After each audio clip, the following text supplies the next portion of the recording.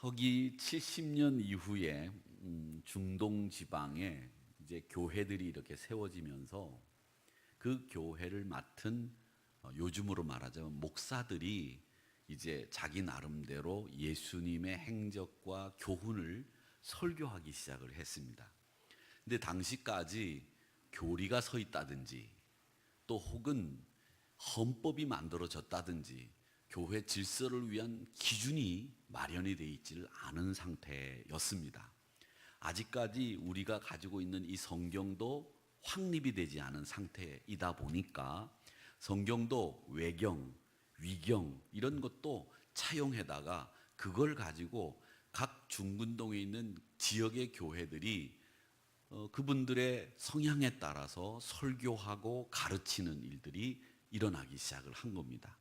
기준이 없다 보니까 그런 나름대로 자신이 처한 환경 또 문화 가운데에서 목회를 하시는 까닭에 교회들이 다양한 교리들이 나오기 시작을 했습니다. 그 다양한 교리 중에 가장 큰 교리가 뭐였느냐 하면 예수님은 하나님이 아니고 하나님, 성부 하나님이 예수님을 천지를 창조하시기 전에 만들었다라고 하는 출생설이 나오기 시작을 했습니다. 근데 그 이야기를 하신 분이 세계 3대 교회 중에 하나였던 알렉산드리아 감독 목사님이셨던 아리우스 목사님이 그 이야기를 하신 거예요. 근데 이 이야기가 많은 분들에게 환영을 받고 호응을 받고 이 이야기에 동조하는 분들이 생기게 되었습니다. 그래서 이 아리우스 목사님의 이야기가 틀렸는지 맞았는지 거기에 대해서 이야기들이 분분한 가운데 교회들이 여러 가지 교리들을 가지고 갈등을 안게 되고 서로 의견들을 나누면서 이 문제를 해결하기 위한 길이 있어야 되겠다라는 생각을 하게 된 겁니다. 근데 여기에 이 기독교에 대해서 호의적인 황제가 들어섰죠. 누구였습니까? 콘스탄틴이라고 하는 황제가 들어섰는데 이 사람이 가만 보니까 이 세계를 다스리는데 자기가 이 기독교라고 하는 종교를 가지고 이 세계를 다스리고 싶은데 이 기독교 자체 내에서 자꾸 갈등이 생기니까 문제가 있겠다 싶어서 이 황제 콘스탄틴이 니케아라고 하는 곳에서 회의를 소집을 하게 됩니다. 그래서 그 니케아 회의에 갈등과 대립을 종식시키고 이제는 새로운 예수님에 대한 출생설이 맞냐, 예수님이 원래 성자 하나님이었느냐 이 이야기를 가지고 서로 논의를 하게 됐는데 그게 325년 그러니까 313년에 예수를 믿어도 좋다, 교회를 다녀도 좋다 이런 칙령을 발표하고 약 한 몇 년인가요? 한 12년 정도 지났나요? 325년이니까 한 12년이 지난 니케아라고 하는 곳에서 종교회의를 소집을 하게 된 겁니다. 그 소집한 종교회의의 모습이 이렇습니다. 그건 위에서 찍었는데 위에서 아마 회의에 모인 분들을 그린 것 같아요. 몇 명인지 제가 세어보지는 않았는데 기록에 의하면 318명의 감독들, 즉 목사님들이 모이셔서 이 니케아 회의를 했다 그렇게 알려져 있습니다. 근데 이 313명이 어떤 숫자냐 하면 나중에 제가 말씀을 드리겠습니다. 자, 그래서 이 300명가량의 이 감독들이 모여서 니케아 회의를 했는데 그 니케아 회의에서 결론 내린 니케아 신경이라고 하는 게 있습니다. 그 니케아 신경이 뭐냐 하면 자, 한번 보이시죠? 봐주세요. 니케아 신경. 제가 한번 읽어볼 테니까 여러분 그냥 눈으로만 보세요. 우리는 한 분 하나님, 그러니까 하나님이 한 분이다라고 하는 것을 믿는다는 거죠. 그다음에 보이는 것과 보이지 않는 것을 다 만든 분이시다. 그다음에 예수님도 한 분이시다. 근데 예수님은 아버지로부터 특유라고 하는 말을 썼어요. 그러니까 출생이라고 하는 말을 안 썼고 본질이라고 하는 말을 썼습니다. 본질로부터 하나님으로부터 나오신 하나님이다라고 하는 말입니다. 그래서 이 니케아 신경이라고 보통 우리가 얘기하는데 여기서 제일 중요한 말은 본질이란 말과 하나님이라고 하는 말이 제일 중요합니다. 그러니까 니케아 신경에서 니케아 회의에서 결정한 건 예수님도 하나님과 본질 똑같다. 이걸 결정한 겁니다. 그러니까 니케아 회의는 다른 게 아니라 본질이 하나님과 같은 분이다. 출생하거나 성부 하나님이 만든 분이 아니다. 이렇게 결정하고 했고 그분이 하나님이시다라고 하는 것을 얘기합니다. 그래서 그 밑에 부연을 해두었죠. 아니 앞에 거. 네, 출생하지도 만들어지지도 아니하셨다. 아버지와 동일 본질이다. 이 말이 제일 중요한 니케아 회의 신경의 내용입니다. 그래서 이걸 니케아 회의에서 결정을 한 거예요. 그래서 여러분 다른 거는 다 잊어버려도 예수님이 하나님, 성부 하나님과 동일 본질이다라고 하는 것을 결정했고 우리 예수님이 하나님이시다라고 하는 것을 니케아 회의에서 결정했다. 이렇게 보시면 되겠습니다. 이건 여러분들에게 제가 한 번 더 말씀을 더 드리는 건데 자, 실질적으로 또 이것 말고 여기서 제일 중요한 건 동일 본질, 예수님이 하나님이다. 요게 결정된 게 제일 중요해요. 이것 말고는 니케아 신경에 대해서는 여러분 머릿속에 넣어둘 필요가 없어요. 요것만 딱 넣어두시면 돼요. 동일 본질, 예수님이 하나님 이렇게 생각하시면 되는데 이 니케아 회의에서 실질적으로 결정된 다른 사항들도 있습니다. 어떤 게 있었느냐 하면 니케아 회의 또 다른 사진을 한번 보여주십시오. 여기 콘스탄틴이 황제인데 황제가 참석을 해가지고 황제가 318명의 감독들을 다 일일이 악수하고 다 교제를 나누었다고 하는 유명한 일화도 있습니다.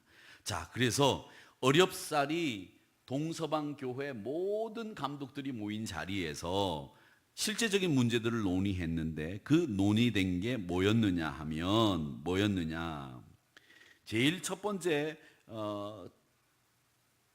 논의된 것 중에 하나가 뭐냐면 강제로 또는 의학적으로 거세된 경우가 아닌 자발적으로 거세한 남자는 성직에 받아들일 수 없고 유지할 수도 없다라고 하는 게 나왔고요.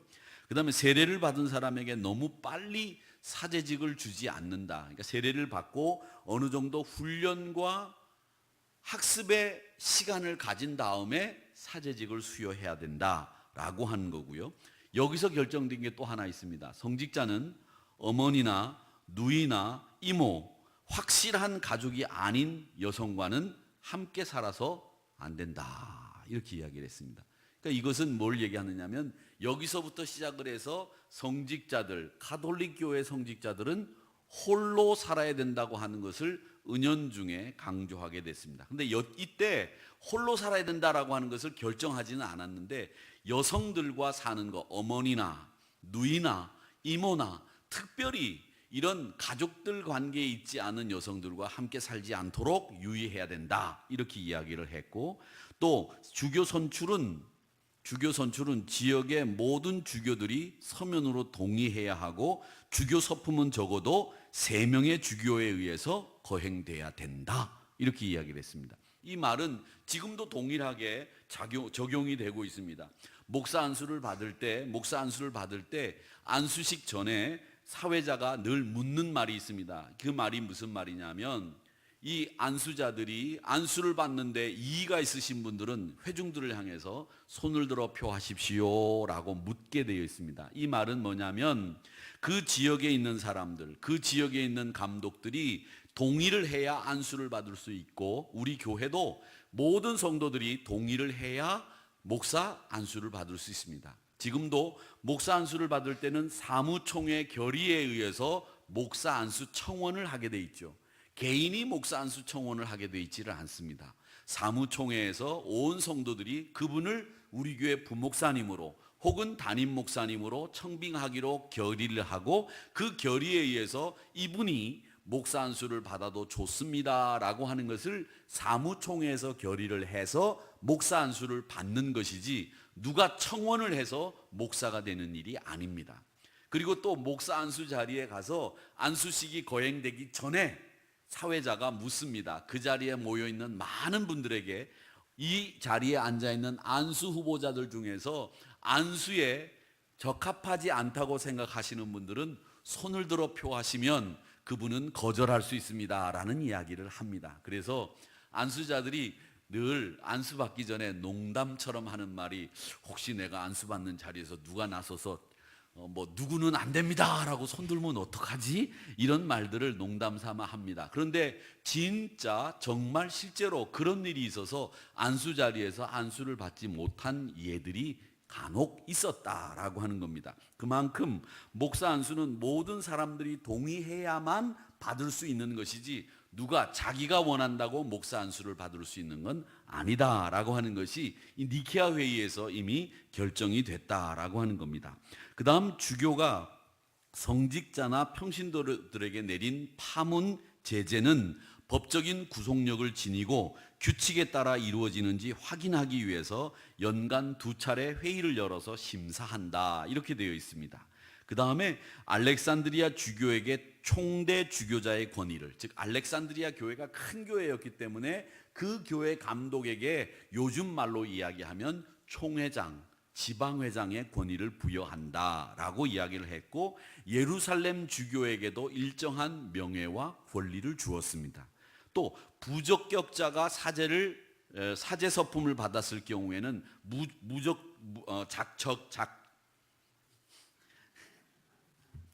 자격이 없으면 그 자격이 없는 것을 확인하는 순간 사제 서품을 배제시키고 무효로 만들었다라고 하는 겁니다.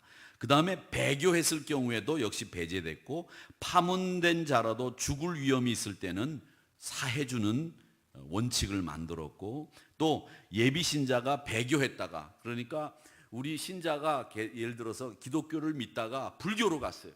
거기서 수계를 받았어. 그리고 다시 교회로 오면 3년 동안 참회 기간을 거치고 난 뒤에 다시 집사로 임명해야 된다. 요즘 말로 얘기하면 그렇게 했다는 겁니다. 지금은 그런 법은 없습니다만은 그런 법이 있고, 그 다음에는 주교나 사제나 부제는 이 교회 저 교회로 옮겨 다녀서는 안 된다라고 하는 것이고, 모든 성직자는 자기 교회를 떠나서는 안 되고, 주교들은 다른 교구에 속한 성직자를 자기 교구 성직자로 서품하지 못한다, 이렇게 구별을 해두었다는 겁니다. 또 하나, 성직자들은 돈을 빌려주고 이자를 쳐서 받아서는 안 된다라는 겁니다. 그러니까 여러분, 돈 빌릴 땐 누구한테 빌려야 되죠?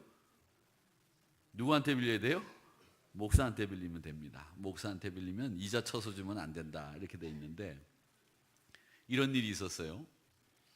제가 그 부목사 시절에 제가 신무하던 교회에 신협을 만들었어요. 신용협동조합. 이게 독일에서 시작된 건데, 이 신용협동조합은 사실 기독교 교회가 제일 먼저 시작한 일이었어요.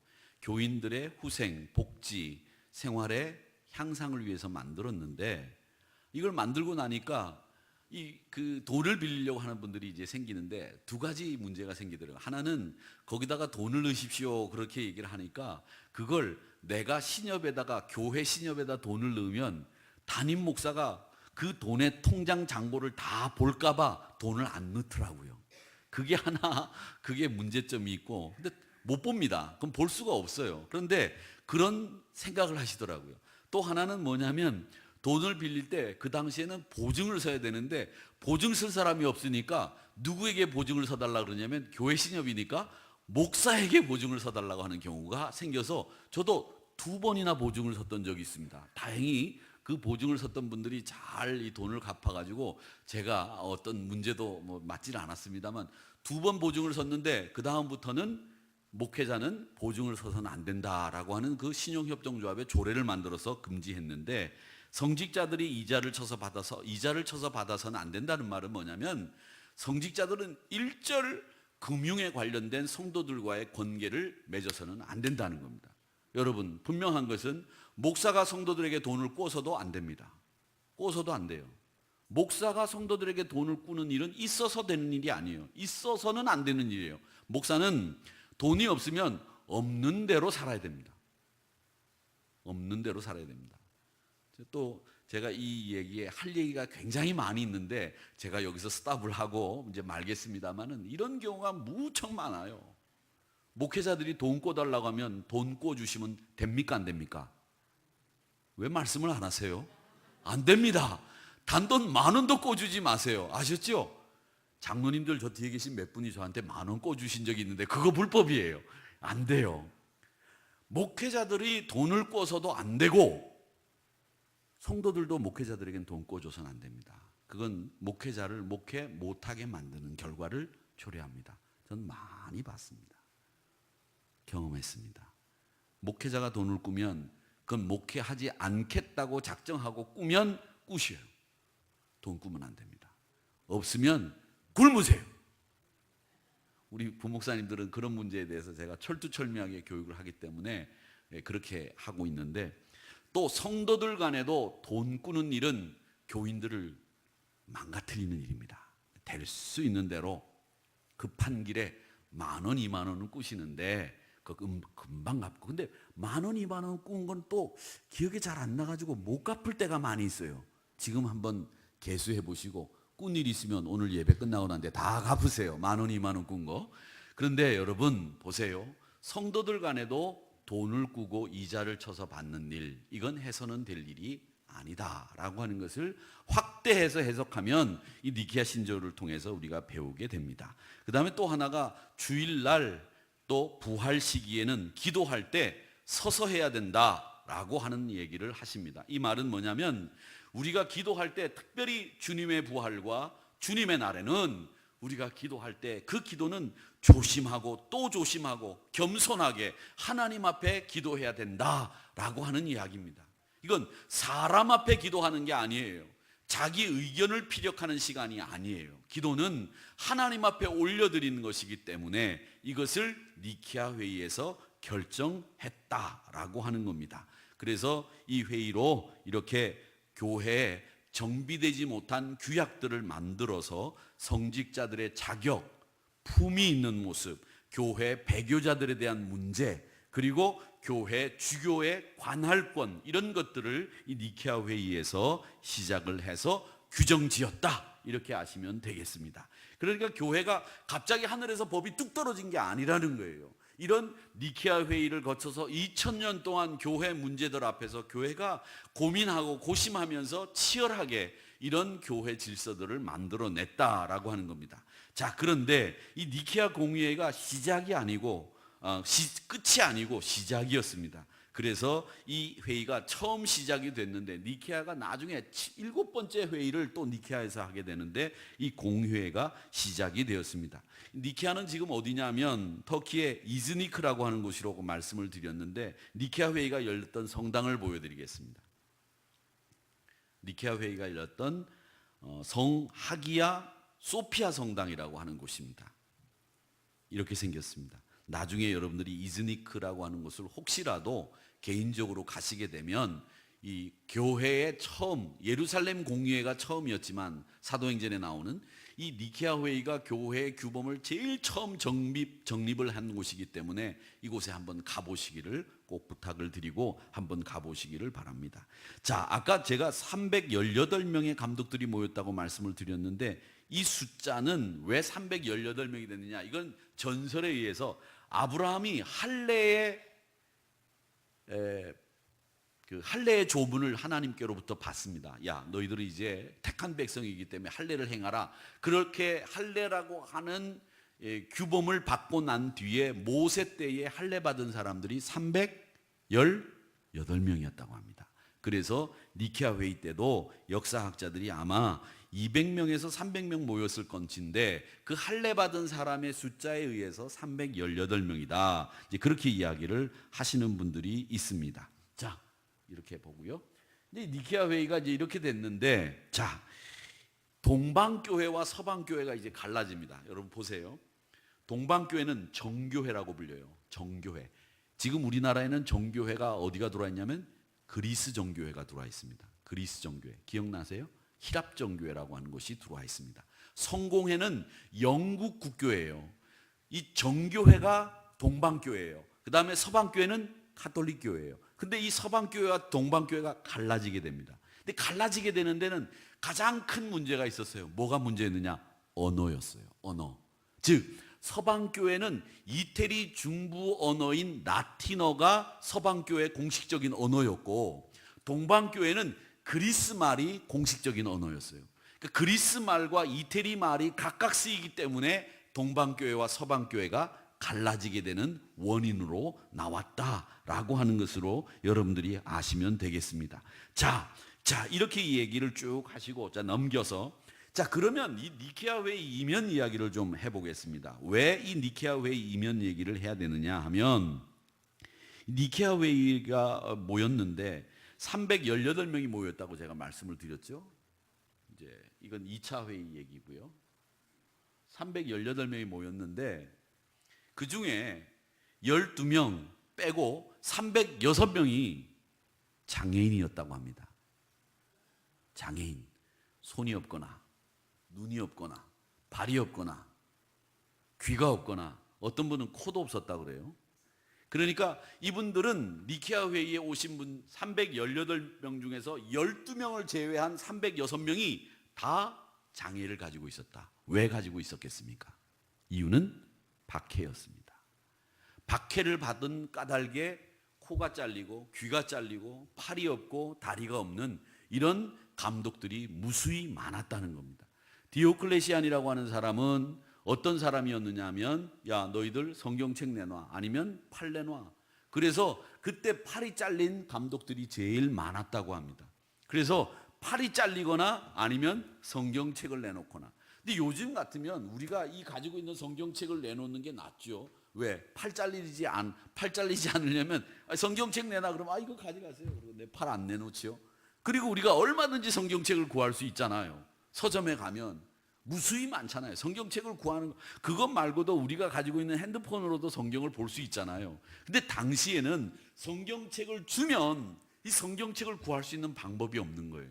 그러니까 이 성경책을 신자들은 생명처럼 여겼어요. 그러니까 그 성경책을 내놔라, 읽지 마라. 그러니까 팔을 대신 내놓은 거예요. 그래서 팔이 없고 다리가 없고 눈이 없고 귀가 없고 코가 없는 감독들이 무려 318명 중에 12명을 제외한 306명이 이렇게 장애인이었다라고 하는 겁니다. 그래서 고문을 당하고 귀양을 갔던 사람들이 모여서 공회를 열었으니 그 사람들이 얼마나 감개가 무량했겠어요. 얼마나 그 사람들이 예배를 드리며 은혜를 나누고 그 사람들이 얼마나 많이 감동한 회의였겠느냐, 이런 생각을 해봅니다. 자, 그러면 이 니케아 회의의 이런 뒷이야기들을 보면서 황제가 다 일일이 한 사람 한 사람 감독들을 만나 주었다.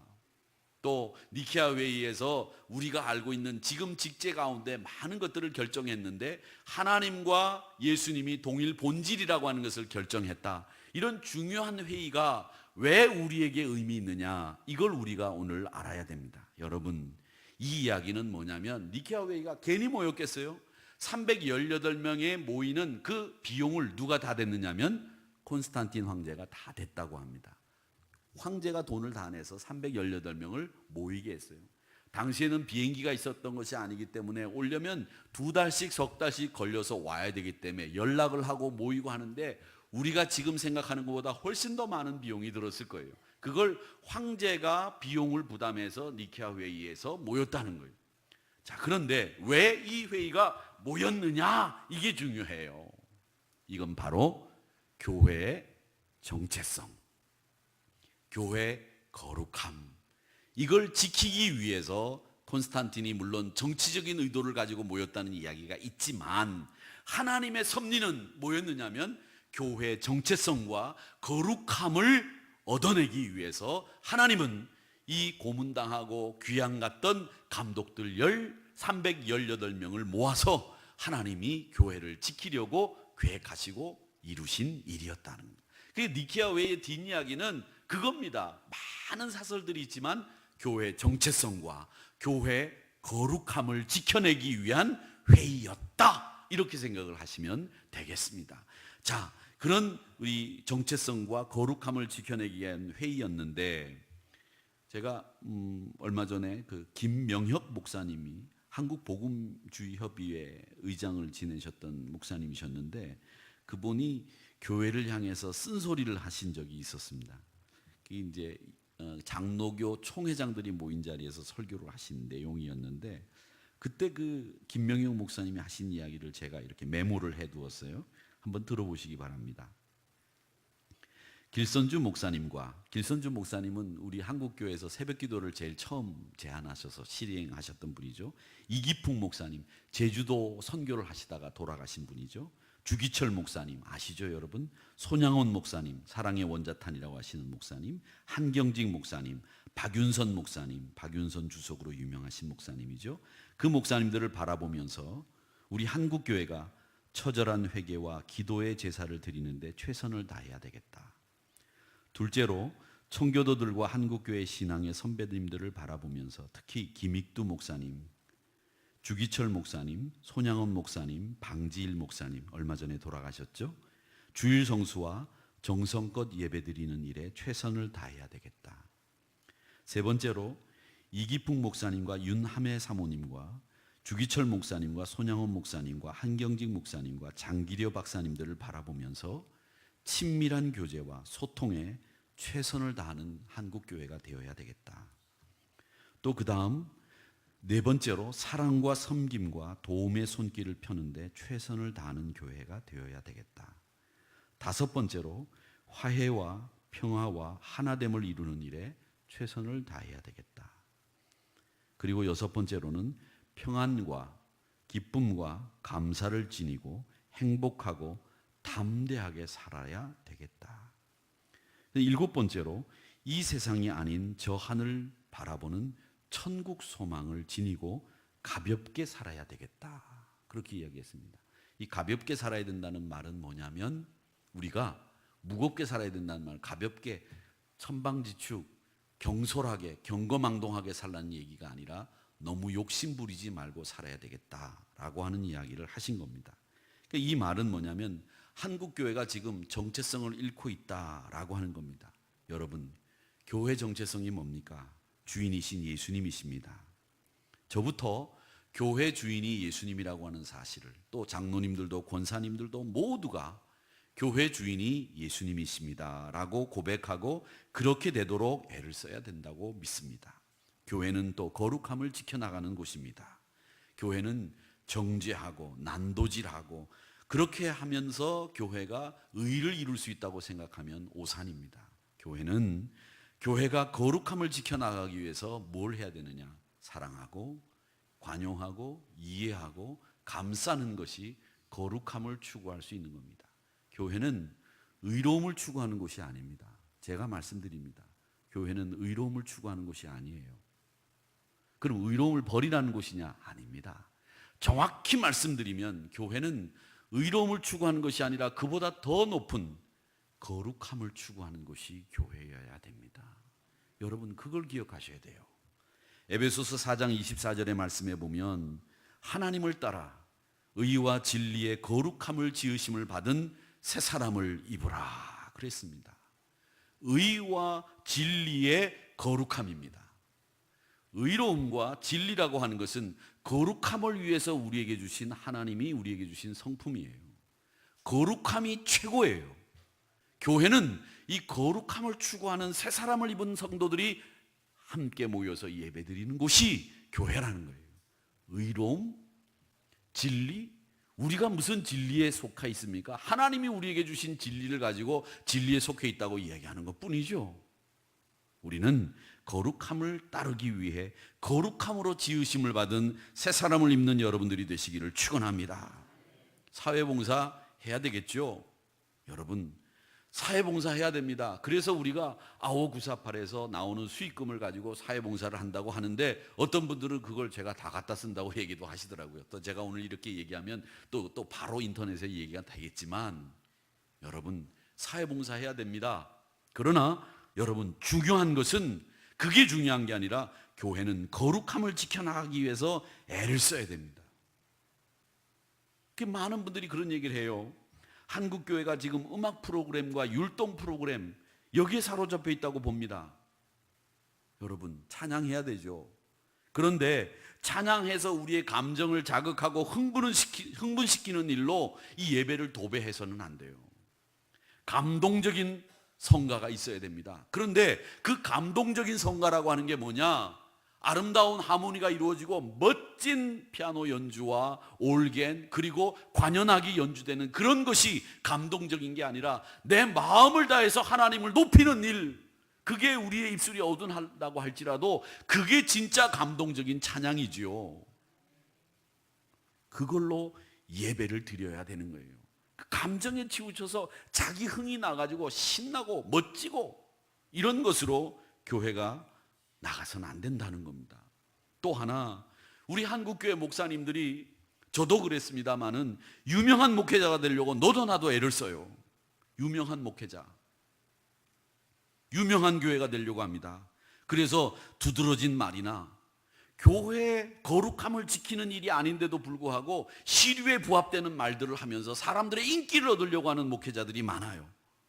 여러분, 적어도 우리가 목회자라고 한다면, 그리고 교인들이라고 한다면 유명해지기보다는 하나님 앞에 신실하게 살기 위해서 애를 쓰는 게 필요한 것이고, 우리 교회가, 제 이름이 우리 강남에서는 제일 유명하지 않잖아요.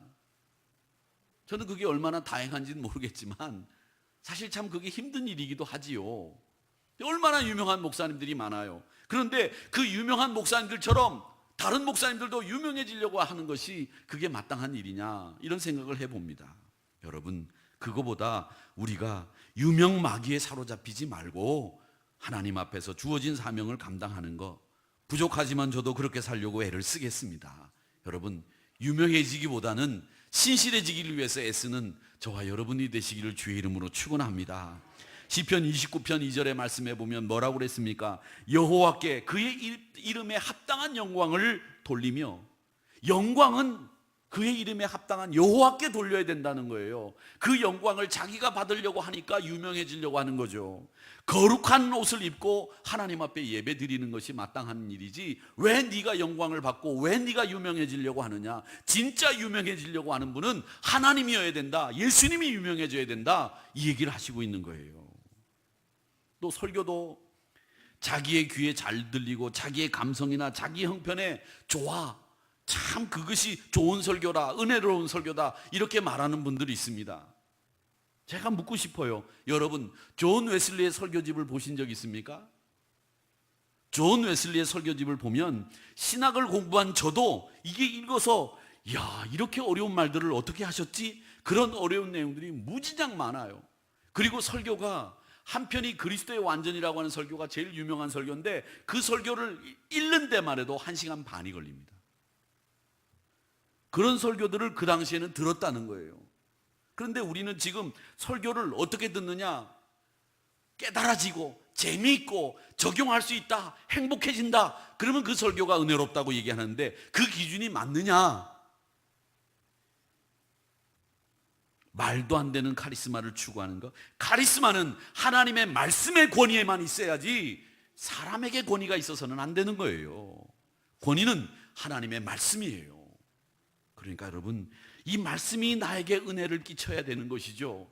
나를 행복하게 만들어준다고, 야, 내가 몰랐던 걸 깨달아지게 한다고. 그 몰랐던 걸 깨달아지게 하는 사람은 지금 보니까 유튜브에 스님도 몰랐던 거 깨닫게 해주고, 제가 보면 무릎을 치는 얘기를 해요. 그 스님, 유명한 스님 있잖아요, 증문즉답 하는 분. 근데 그분의 이야기 안에 생명이 있습니까? 진리가 있어요? 생명이 없어요. 물론 그 사람 나름대로 진리는 있고 깨달음은 있을런지는 모르지만 그 안에 없는 게 있어요. 생명. 이건 복음, 말씀 안에밖에 없어요. 그래서 그 말씀이 우리를 사로잡게 기도하는 거예요. 그 은혜는 바로 생명으로 인한 은혜가 제일 큰 은혜예요. 하나님의 말씀이 나에게 생명을 허락하셨다. 고난이, 어려움이 있어도 그 생명이 나로 행복하게 만들고 기쁨을 만들어주는 거지, 내가 어떤 설교를 듣고 기분 좋아가지고 행복해해서 돌아가는 게 은혜가 아니라는 거예요. 왜 그걸 모르세요? 그걸 본질로 우리가 알아야 된다는 거죠. 여러분, 생명이 있음에 내가 지금 어렵고 힘들어도, 내 생활이 곤란해도 힘들어도 그 생명이 있음에 기쁨을 누리고 내 안에서 뺏길 수 없는 행복을 가지고 사는 거예요. 그게 진짜 은혜라는 거예요. 그러니까 그 옛날 남부에서 평생 노예로 살다가 노예에서 벗어날 길이 없는데도 저 하늘에는 슬픔이 없네를 외치면서 목화밭에서 5시간 자면서 평생 목화만 따다 죽어도 그들의 마음속에 있는 기쁨을 누구도 뺏어갈 수 없었어요. 그게 진짜 행복인 거예요. 그러니까 여러분, 이제 한국교회 안에서 우리 모두가 한 번 더 우리 자신을 돌아봅시다. 저도 이 말씀을 준비하면서 저를 참 많이 채찍질했습니다. 보면 교회 안에서 로버트 슐러 목사님이 그런 얘기를 했어요. 참 저도 로버트 슐러 목사님 설교를 많이 들었는데 그 목사님이 참 설교도 멋지게 하고 그 AFKN 설교에 나오면 그 약간 그 두꺼운 그 돋보기 안경을 끼고 말씀하는 입술 모양이라든지 그 가운이 얼마나 색깔이 멋있는지요. 그 색깔이 아직도 없어요. 그런데 제가 그 숙명여대 졸업식을 갔어요. 제가 작은 딸이 숙명여대를 나왔으니까 거기 가보니까 그 여대 졸업식 가운 색깔이 그 목사님 입은 가운 색깔하고 비슷해가지고 그 가운 색깔을 제가 사진을 찍어놨어요. 너무 이뻐가지고. 근데 그 목사님이 한 가지 실수한 게 있다고 저는 생각해요. 그게 뭐냐? 그 목사님은 성도들의 죄를 지적하지 말아라. 이게 그분 목사님의 목회 철학 중에 하나였어요. 그분 세미나에 가보면 항상 성도들의 죄를 지적하지 말아라. 물론 이해가 됩니다. 그런데 그분이 강조한 것이 위로와 축복을 강조하다 보니까 교회가 교회다운 권면이나 교회다운 모습을 점점 잃어가는 상황에 들었다는 거예요. 유명한 목회자인 우리 여기서 목회를 가까운 데서 목회를 하셨던 목사님이 이런 얘기 하셨어요. 교회 신자가 줄어들지 않게 하기 위해서는 교회 중진들이 주일날 뭘 하든지 목사는 알아도 모른 척 해야 된다. 여러분, 시편 43편 3절 말씀에 보면 주의 빛과 주의 진리를 보내시어 나를 인도하시고 주의 거룩한 산과 주께서 계시는 곳에 나를 이르게 하소서. 그렇게 말씀하셨습니다. 사랑하는 성도 여러분, 저도 그렇지만 참 부족합니다. 그러나 우리 한국교회가 또 우리 한우리교회가 새로워지기 위해서 우리 이제 서로 피차 격려하고 축켜 세워주면서 하나님의 말씀의 권위 앞에 서고 또 우리가 하나님의 교회를 거룩하게 지켜나가기 위해서 애를 쓰시는 저와 여러분이 되시기를 주님의 이름으로 축원합니다.